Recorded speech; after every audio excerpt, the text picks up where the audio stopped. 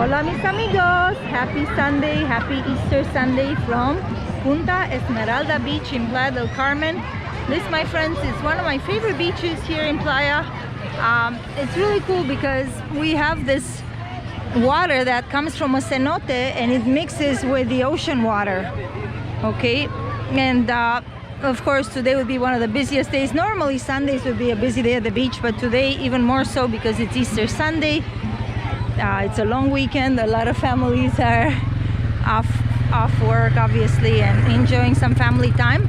Interestingly enough, this is more of a locals beach, although, you know, I do occasionally see some expats, some tourists here. Many of them haven't discovered it yet because it is in the northern end of Playa del Carmen. Although I walked to here, it probably took me about half an hour to walk to here. PDAs are a thing in Mexico. If you're not used to that, better get used to it. Mexicans are not shy about, you know, showing their feelings. But yeah, how awesome. I mean, 2.5 years ago when I moved here, this was one of the first beaches I came to with Anthony, and it was so lovely. Anthony, by the way, is with his Mexican grandma in Tulum at the moment. They're actually visiting the Tulum ruins today. And then he's gonna go to Merida for a week because my son's Mexican grandma and some other relatives live in Merida. And anyway, my friends, I wanted to do this video because, well, a couple of reasons, but one of the main reasons is because I know lately there has been a lot of talk in Western media about the big sargasso problem, the seaweed that has been hitting the shores of Mexico and Florida, okay? And you can see some of it here. There's no denying that we have been hit by some of the seaweed. The local authorities do the best they can to keep it at bay, and in fact the Mexican military has already installed some of these sargasso barriers out at the ocean, and they are in the process of installing more. I read that in the Tulum area they're going to be doing it towards the end of April. That's when it's scheduled. And I will link to an article from a local newspaper called the Cancun Sun, where they update us on all these things. With that said, mis amigos, I love, by the way, let me show you. This is my favorite area to hang out here. We have natural shade from the palm trees. I will stop by a bit later.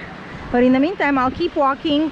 As we leave Playa Punta Esmeralda, we are now heading towards Playa 88, which is another lovely beach in Playa. That right there is are the installations of the Paradisus Resort.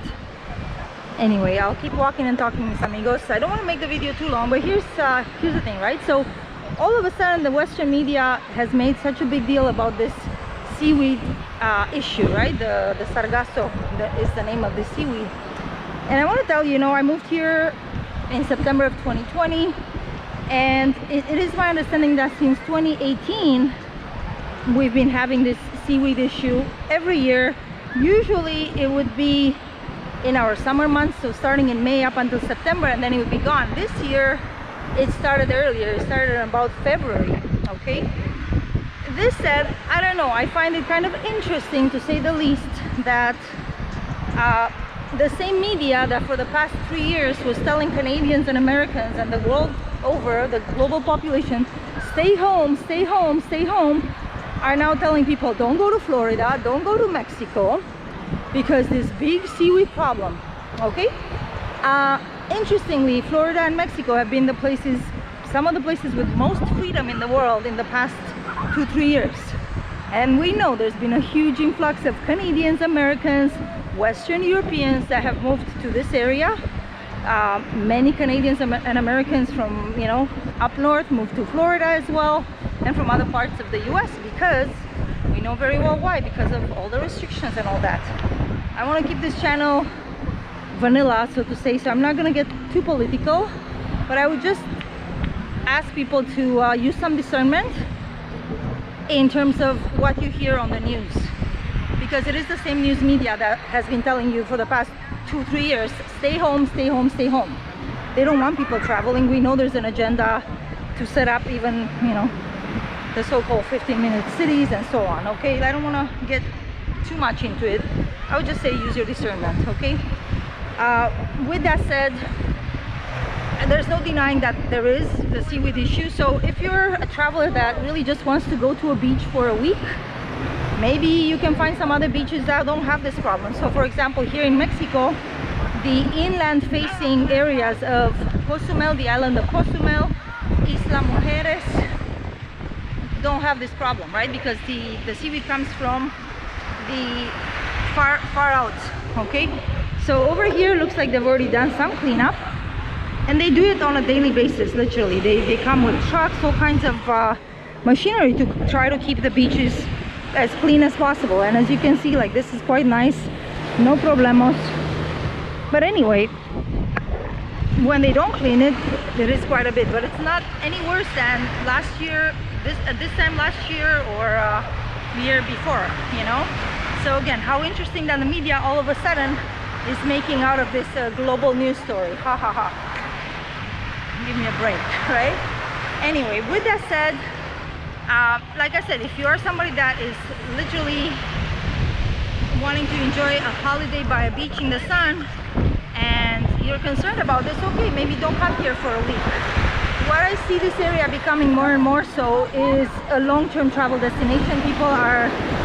We're seeing more and more people relocating to this area, either for months at a time, and some people permanently moving to this area. Why? The cost of living is still lower than in many US cities, many Canadian cities, and from what I've heard from my Canadian friends, things have not gotten any cheaper up in the Great White North, and not to mention just the weather in general all year round. Thankfully, in this area we do have amazing weather year round. Yes, in the summer months it gets hot here, not any hotter than what I recall some of my Canadian summers being, especially when I was new in Canada some 20-something years ago, and it was very hot and sweaty in the summer.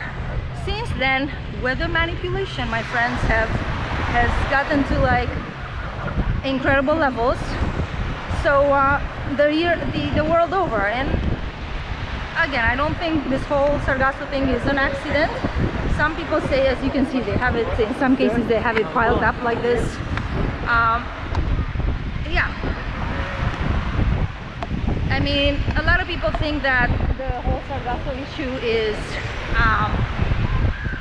just because of natural human activities, such as the agricultural waste, fertilizer being dumped from the Amazon, like from Brazil into the Amazon River, and that goes into the ocean, and the currents carry it. I mean, that could be it. However, my friends, again, let's not fool ourselves. We know there are massive weather modification operations in force all over the world. If you don't believe me, check out a YouTube channel by Mr. Mike Morales. I'm kind of hesitant to even link to his channel because I know those kinds of channels get shadow banned. So it is what it is. He has footage of ships out in the ocean doing, you know, all kinds of stuff. So I will say that. So with that said, what can be the impact? So for those of you who are considering maybe relocating here on a medium term or long term basis, definitely this is a great time to come. You have much more selection in the rental market. I don't see any effect on property prices, not yet anyway, and I don't really expect it because the cost of materials and the cost of construction hasn't gotten lower here either. You know, I remember speaking to a local developer who told me that in a matter of months the price of steel hadn't gone up something like 50% in a few months, you know. So I don't see any effect on property prices, but at least in the short run, the rental market, there's definitely a softening. But that is great for somebody who is looking for budget-friendly accommodations, especially you're coming here and you want to sign into a longer-term lease. Great opportunity for that. Okay, we do have more inventory on the market. In the winter months here, it just gets really crazy. You know, everybody's escaping the cold. So this would be, again, good time to shop for a long-term rental. And in terms of the prospects of Mexico as a country in general, I am feeling very confident based on everything I've been reading. The Mexican president, who many people absolutely adore, you know, some 66% of the population, he has that much of an approval rating. Some people are saying he's the best president Mexico has had in 60 years. He's very much a patriot. He's been investing heavily in infrastructure. He's building, as you guys know, here in the Riviera Maya, they are building the Mayan train, which is this high velocity train that's going to link various cities in the Yucatan Peninsula. They're also building the Tulum airport. It's going to be the second international airport in the Yucatan Peninsula after Cancun. So travelers to Tulum are going to be able to fly directly, I mean much closer to Tulum, because up until now they would have to fly into Cancun.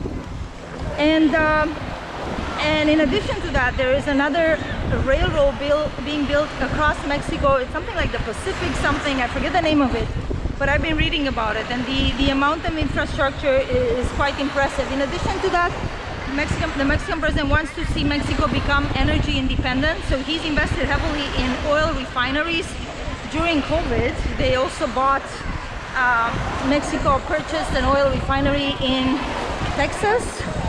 So Mexico is really on the verge of becoming the world superpower. That is my sincere belief.